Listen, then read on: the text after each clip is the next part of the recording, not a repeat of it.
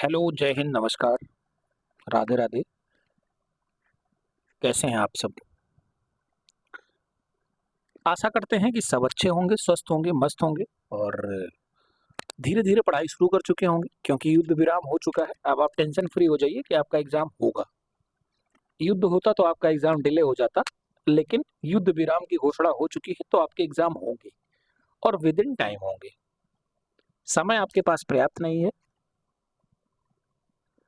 शादियों का सीज़न चल रहा है, आए दिन आपको कहीं न कहीं जाना होता होगा, तो धीरे-धीरे जो समय आपके पास खाली समय है उसमें तैयारी कर लीजिए। तैयारी किए रहेंगे तो लास्ट में रिवीजन करके आप बढ़िया नंबर ला सकते हैं। अगर अभी से आप सारा समय अपना रील स्क्रॉल में कर खत्म कर देंगे तो लास्ट में आपको दिक्कत होती है। जैसे आपने फर्स्ट सेमेस्टर और सेकंड सेमेस्टर में सोचा होगा एग्जाम टाइम और 4 दिन समय और मिल जाता तो मैं पूरा अच्छे से रिवीजन कर लेता या अच्छे से पढ़ लेता।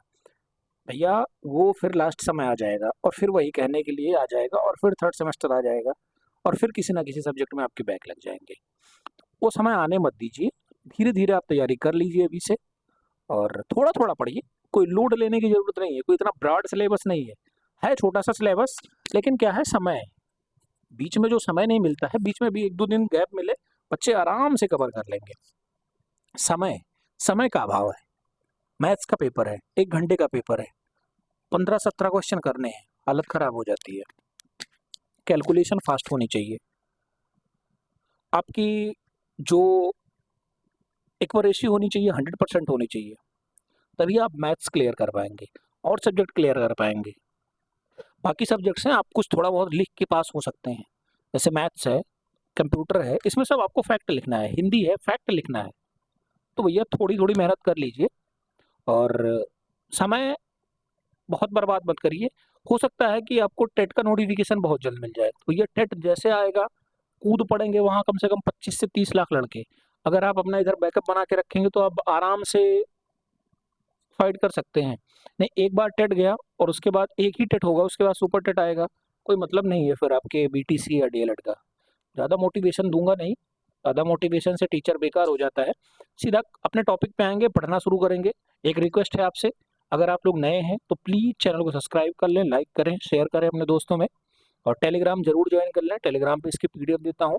जैसे कोई नोटिफ़िकेशन मिलता है टेलीग्राम पे, सबसे पहले हर चीज़ की वीडियो बनाई नहीं जा सकती है, तो टेलीग्राम पे सारे अपडेट वहाँ मिलते रहते हैं, इसलिए टेलीग्राम ज़रूर जॉइन कर लें। आज हम लोग पढ़ेंगे क्या?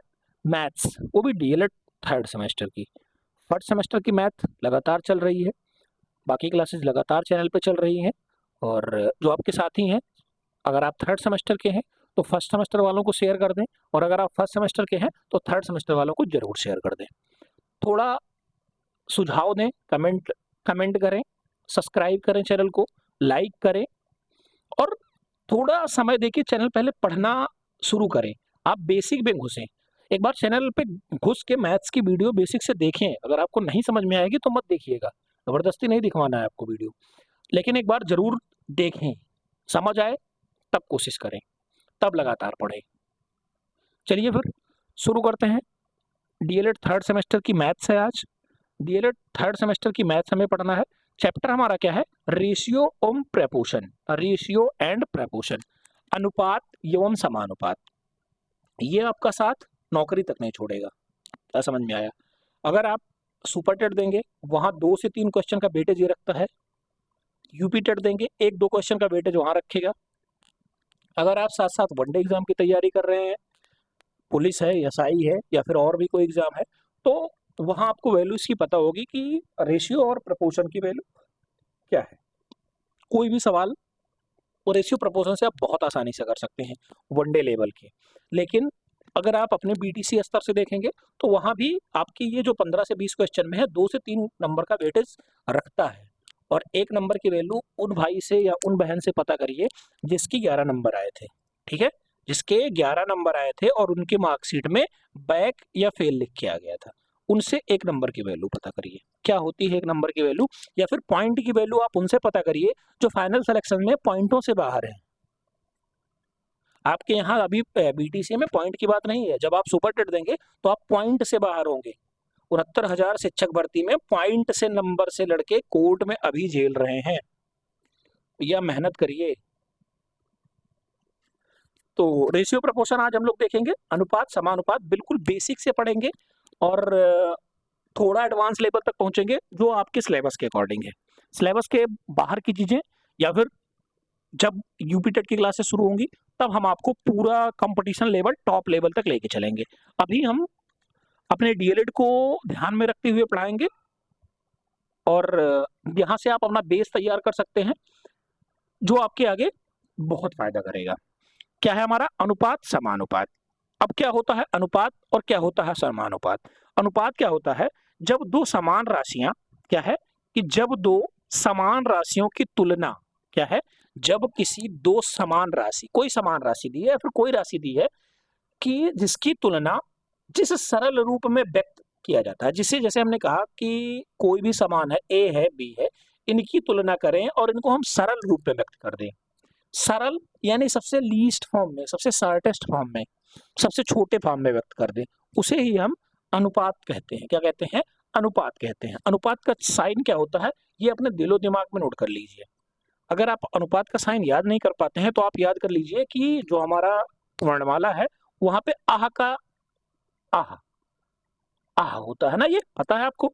इनको अंग और आह क्या कहते हैं, थोड़ा हम लोग हिंदी में भी पहुंच जाएंगे। हिंदी में अंग और आह को क्या कहते हैं, अयोग वाह कहते हैं। क्या कहते हैं, अयोग वाह कहते हैं। आपसे जब मैं पूछता है कि अयोग वाह वर्ण कौन से हैं तो आपको वहां लिखना पड़ता है अंग और आह। तो जो आह का साइन है वही हमारा रेशियो का साइन है।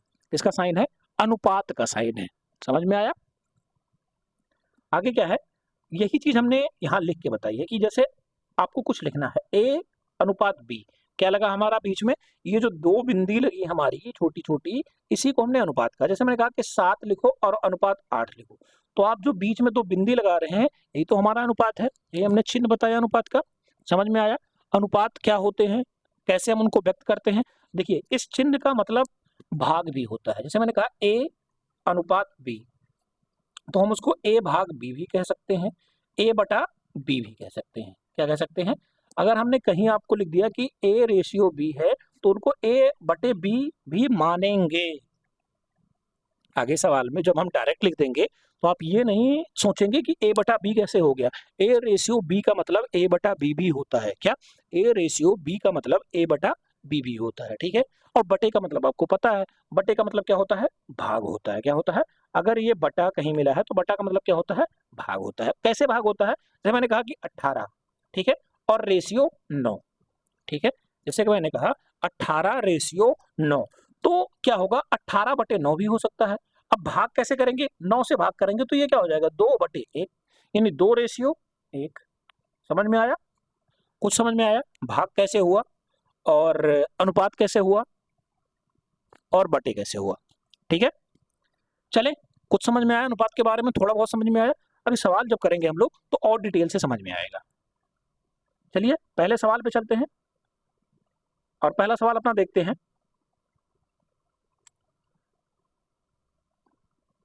पहला सवाल हमारा दिया है,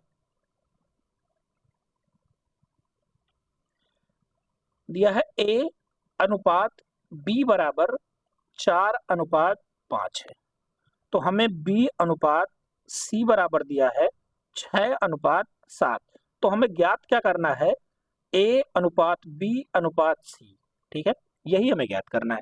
अब अगर आप इसके बेसिक तक या फिर बेसिक की अगर आपको जानकारी नहीं है तो बहुत सारे भाई बहन जिनको मैथ्स की थोड़ी कम अंडरस्टैंडिंग है वो क्या करेंगे, यहां से ए उठाएंगे, ए का मान 4 रख देंगे, यहां नहीं, ए का मान यहां 4 रख देंगे, बी का मान यहां 6 रख देंगे या फिर 5 रख देंगे, 6 या 5 ऐसे कर देंगे, और सी का मान क्या कर देंगे 7 कर देंगे, और यही वो एग्जाम में लिख के चले आएंगे और आंसर ऐसे बड़े बड़े वर्ड में लिख के चले आएंगे।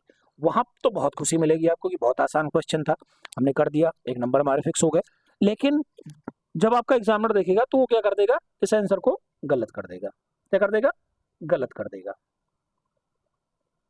क्या कर देगा, गलत कर देगा। ठीक है, तो हमें करना क्या है, हमें पहले जानकारी होनी चाहिए ना क्या करना था। हमारा सवाल क्या था, ए रेशियो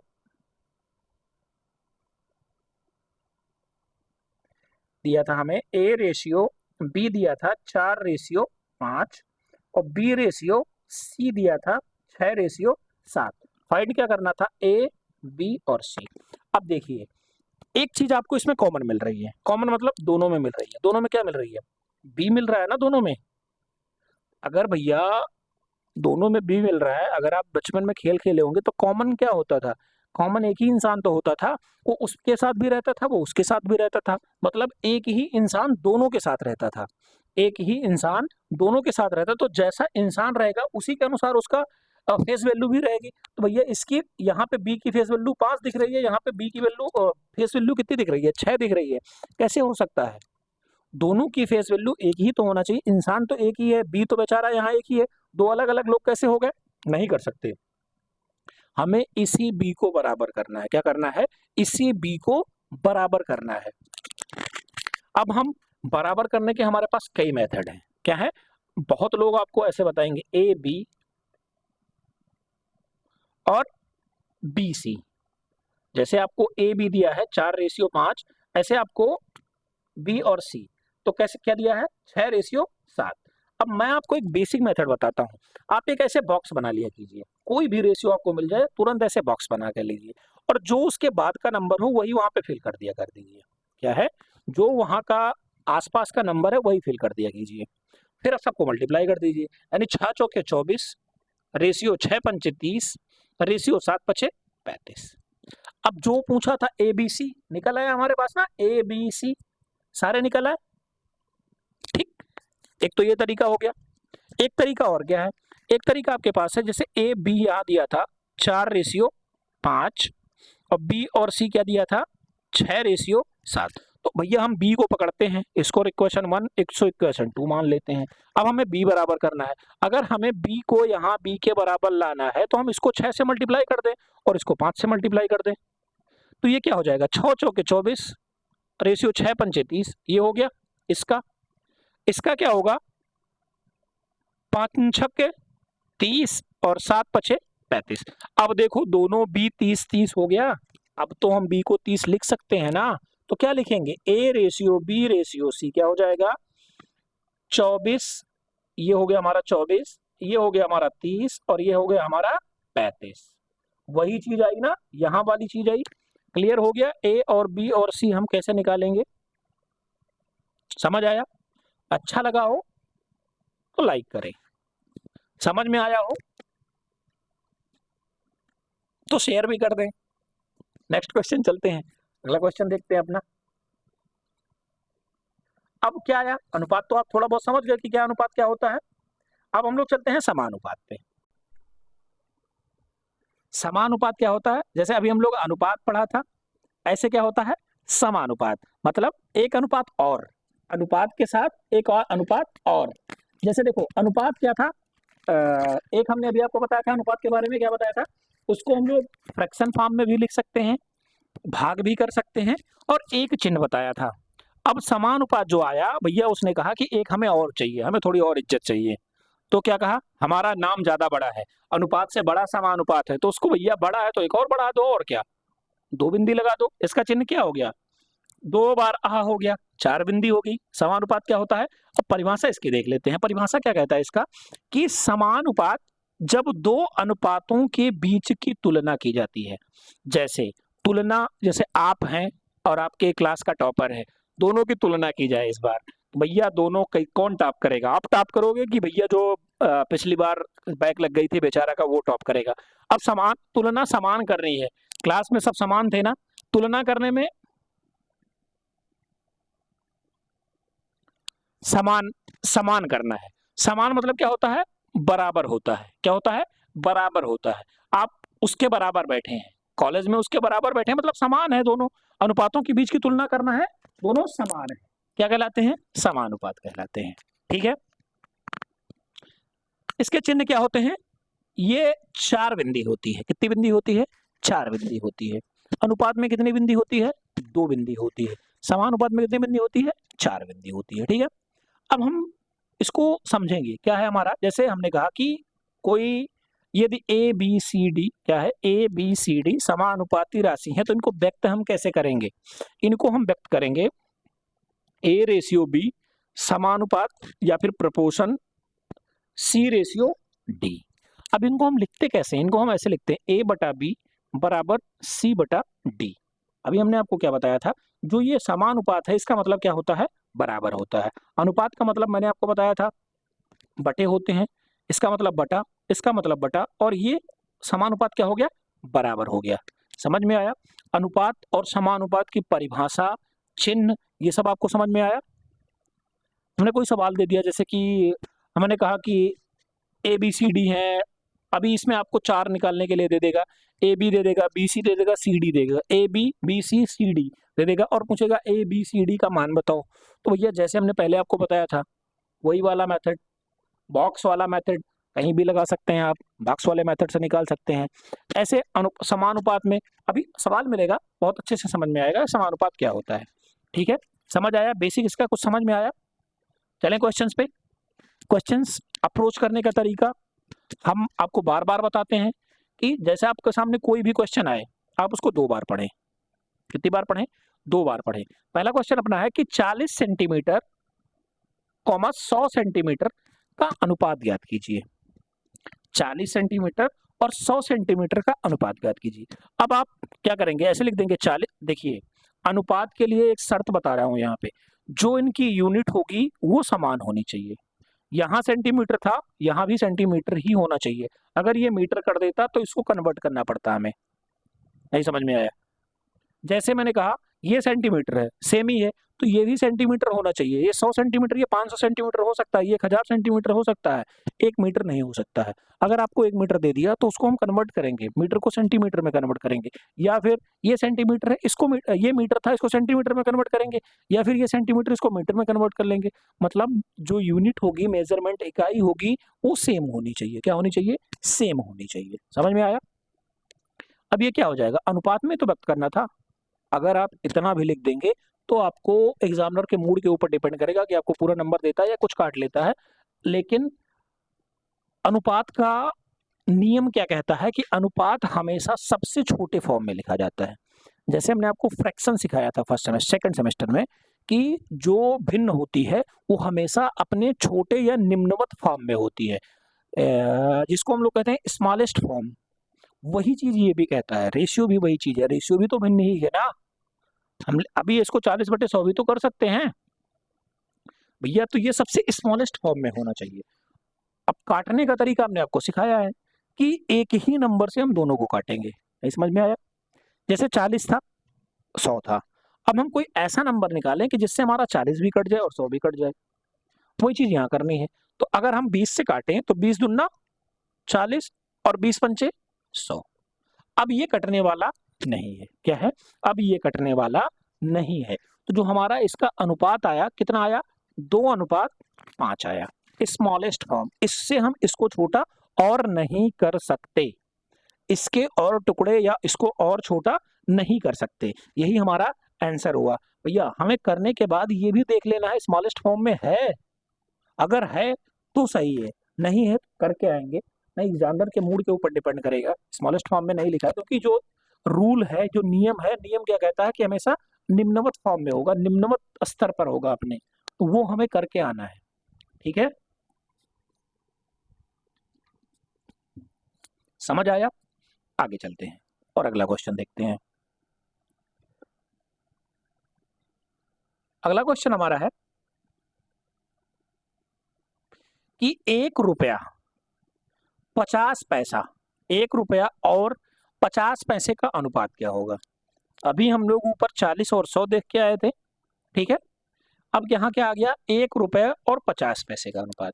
अब बहुत हमारे दोस्त ऐसे लिखेंगे 1 रुपया 50 पैसे, आंसर लिख के चले आएंगे क्योंकि ये निम्नोक्त फॉर्म में लिखा है, कट नहीं सकता है। लेकिन ये गलत है भाई। अभी हमने क्या कहा था? दोनों की इकाई, दोनों का जो इकाई है, जो मापन इकाई है, वो सेम है, होनी चाहिए। भैया यहाँ रुपया है, यहाँ पैसा है, कैसे बराबर हो सकता है? रुपया और पैसा अलग अलग है ना, मतलब दोनों बातें जो एक ही चीज है, रुपया पैसा एक ही चीज है, लेकिन जो इकाई है वो अलग अलग है ना, हमें इकाई सेम करनी है। जैसे 1 रुपए की में क्या होता है, तो 1 रुपए में 100 पैसा होता है ना। अब ये भी पैसा हो गया और आगे 50 पैसा भी हमें दिया है, दोनों पैसा पैसा हो गया ना, सेम हो गया। तो अब हम क्या कर लेंगे, 100 रेशियो 50 काटने की कोशिश करेंगे। 50 एक कम 50, 50 दूना 100, क्या आ गया हमारे पास 2:1 हमारा क्या हो गया, इसका आंसर हो गया। 2:1 को और छोटा नहीं किया जा सकता है, क्या कि 2:1 को और छोटा हम नहीं कर सकते हैं। तो यही हमारा आंसर हो गया, समझ आया। चलिए नेक्स्ट क्वेश्चन चले। अगला हमारा क्वेश्चन है कि यदि x रेशियो y 4:5 है तो x 5x माइनस 3y अनुपात 6x प्लस 3y का मान बताना है। तो भैया हम इसको क्या कर सकते हैं, x बटे y तो कर सकते हैं ना, 4:5 कर सकते हैं, यानी 4/5 यानी x का मान 4 और y का मान 5। कुछ नहीं करना है, जो हमारा समीकरण दिया था 5x माइनस 3y एक ब्रैकेट में अनुपात अगले ब्रैकेट में 6x प्लस 3y, इसी में इसका मान रख देंगे। तो ये क्या हो जाएगा 5 गुणे 4 माइनस 3 गुणे 5 एक ब्रैकेट में, अगले ब्रैकेट में क्या हो जाएगा 6 गुणे 4 प्लस 3 गुणे 5, ये क्या हो गया 20 माइनस 15 एक ब्रैकेट में अनुपात अगले ब्रैकेट में 24 प्लस 15। अब ये 20 माइनस 15 यानी कितना हो गया 5 अनुपात 24 15 39। ये हमारा निम्नवत स्तर पर लिखा है या स्मॉलेस्ट फॉर्म में लिखा है, यही हमारा क्या हो गया आंसर हो गया। इतना अगर आप कर लिए तो आप, ये क्वेश्चन आपके 2 नंबर में आता है, याद रखिएगा, 1 नंबर का क्वेश्चन नहीं है, 2 नंबर में आता है। इतना करने से आपको 2 नंबर मिल सकता है। रेशियो, यही क्वेश्चन डिक्टो 2021 में जो यूपी टेट हुआ था वहां था। डिजिट चेंज हो सकती है, 5 की जगह 6x कर सकता है, लेकिन जो फॉर्मेट है क्वेश्चन का यही फॉर्मेट आपको मिलेगा, ठीक है। और ये आपके प्रीवियस ईयर क्वेश्चन भी है, डीएलएड के भी प्रीवियस ईयर क्वेश्चन है। तो रेशियो की इंपॉर्टेंस समझिए। अभी हम जब आपको आगे क्वेश्चन पढ़वाएंगे टाइम स्पीड डिस्टेंस का, टीएसडी चाल दूरी समय जो का सवाल होगा वो भी रेशियो पे लगाएंगे। तो रेशियो की इंपॉर्टेंस बहुत है, ठीक है। आगे चलें, नेक्स्ट क्वेश्चन।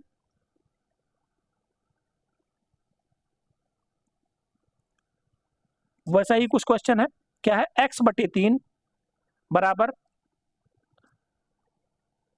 सॉरी एक जगह यहाँ पे x/3 बराबर y/4 होना चाहिए, क्या y/4 होना चाहिए, क्योंकि यहाँ 2 इकाई है तो 2 चीज हमें चाहिए, y/4। अब x का मान क्या है 3 है और y का मान क्या है 4 है,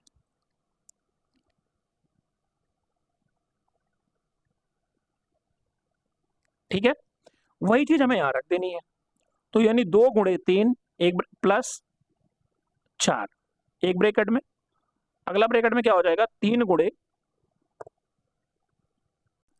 तो क्या हो गया हमारा 3 गुणे 3 माइनस 2 गुणे 4, ये क्या हो गया 3 दूनी 6 और ये प्लस है, याद रखिएगा थोड़ा,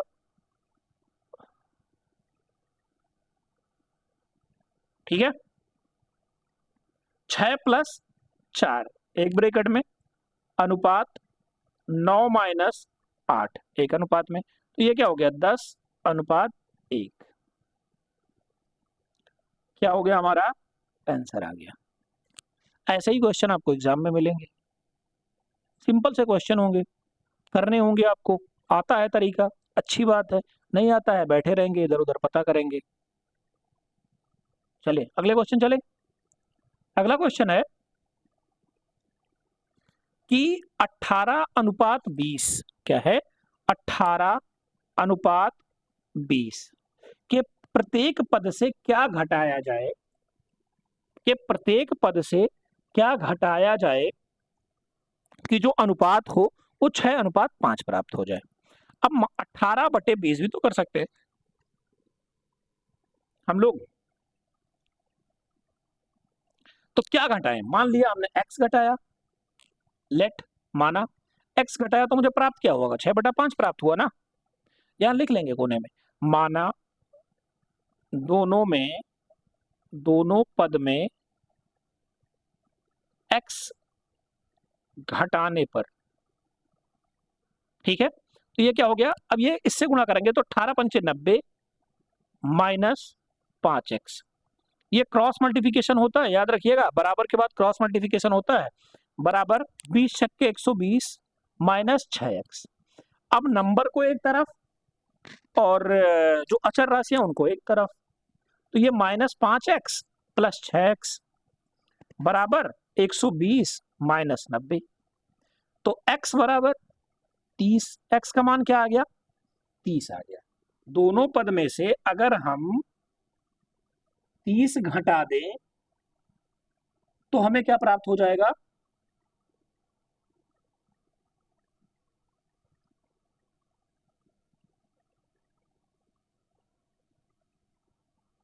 तो 6:5 प्राप्त हो जाएगा।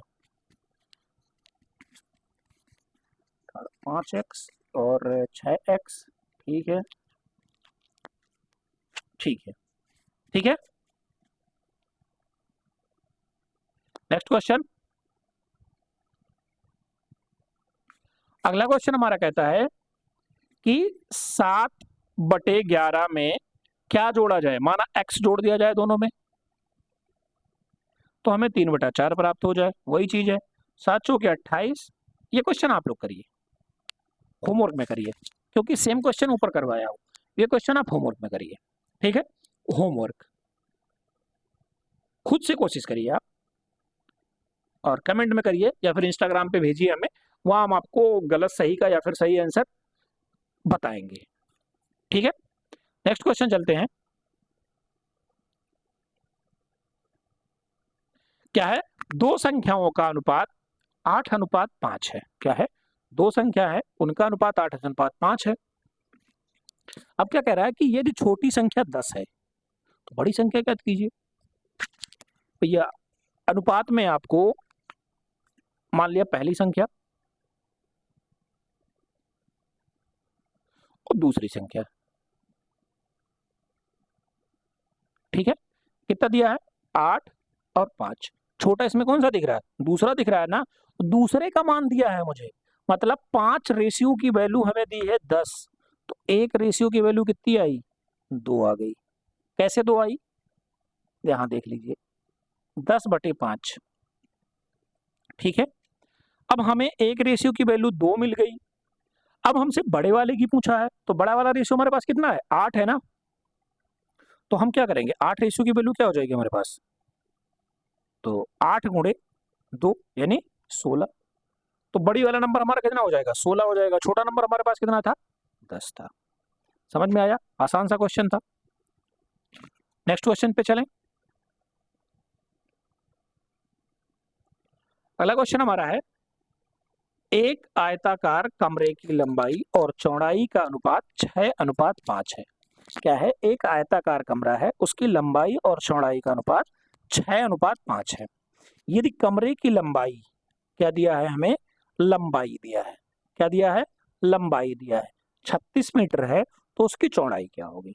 अब ये क्या हो गया, 6:5, लंबाई और चौड़ाई, ऊपर दिया है लंबाई और चौड़ाई, ठीक है।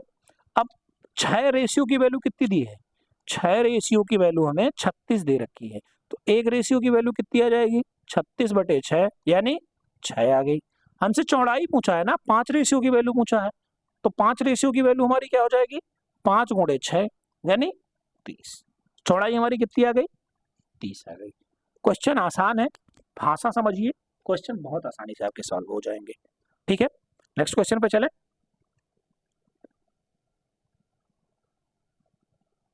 आराम से 1 से 2 बार क्वेश्चन पढ़िए।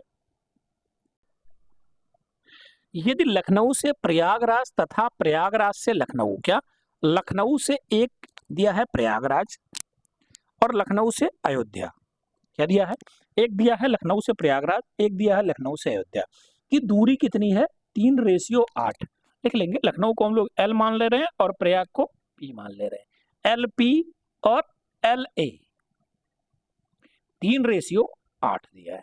समझ में आया? अब जो लखनऊ और अयोध्या के बीच की दूरी यानी LA कितनी दी है? LA हमें 200 दी है, मतलब 8 रेशियो की जो वैल्यू है वो 200 है। तो 1 रेशियो की वैल्यू कितनी आएगी? 200/8। कितनी आ गई? 8 दूनी 16, 4 बच गया, 8 पंचे 40, यानी 1 रेशियो की वैल्यू हमारी 25 आ गई। आ गई? पूछा हमसे किसका है? लखनऊ से प्रयागराज, मतलब 3 रेशियो की वैल्यू, तो 3 रेशियो की वैल्यू कितनी हो जाएगी? 25 गुणे 3 यानी 75 किलोमीटर। कितनी हो जाएगी? 75 किलोमीटर हमारा इसका आंसर हो जाएगा। समझ में आया?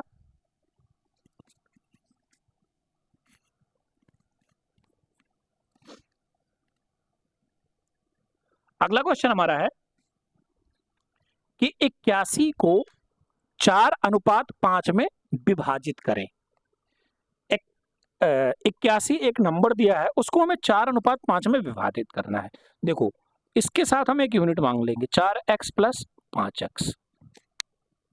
दोनों कितना दिया है? 81 दिया है, यानी 9x कितना दिया है? 81 दिया है, यानी x कितना हो जाएगा? 81/9, यानी 9 आ गया। क्या आ गया? x का मान क्या आ गया? 9 आ गया। समझ में आया? अब हमें इनको दोनों को बांटना था। हमारे पास पहला क्या था? 4x था, यानी 4 गुणे 9 यानी 36 हो गया। और दूसरा क्या था? 5x था, यानी 5 गुणे 9 क्या हो गया? 45 हो गया। दोनों को कितना कितना मिला? 36 और 45। कितना मिला? 36 और 45। आसान सा क्वेश्चन है। क्वेश्चन को अप्रोच करने का तरीका देखिए, क्वेश्चन को कैसे हमें पढ़ना है, कैसे हमें सॉल्व करना है, ये जरूर ध्यान दीजिए। समझ में आया? Next question.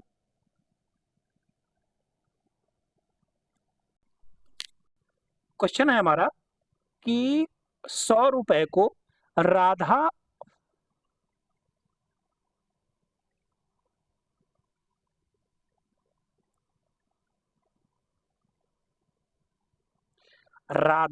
और अनु को में क्रमशः 13:7 के अनुपात में वितरित कीजिए। क्या है? कोई एक राधा है और एक अनु है, उनको जो 100 रुपए हैं उनको 13:7 के अनुपात में वितरित करना है। पीछे हम लोग करके आए हैं, वही काम करेंगे।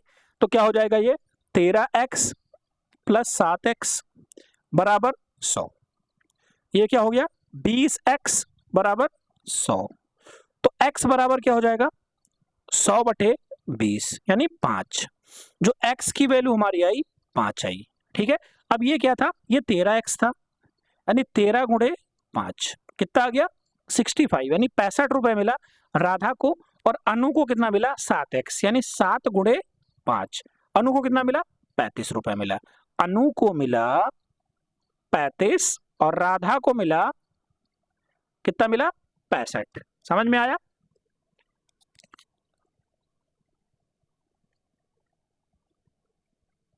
समझ आया? चलिए, ये हमारा इस वीडियो का लास्ट क्वेश्चन था। अनुपात समानुपात, जहां तक मुझे लगता है कि अब आपको आसानी से समझ में आ गया होगा कि अनुपात समानुपात में क्या करना है, कैसे फाइंड करना है।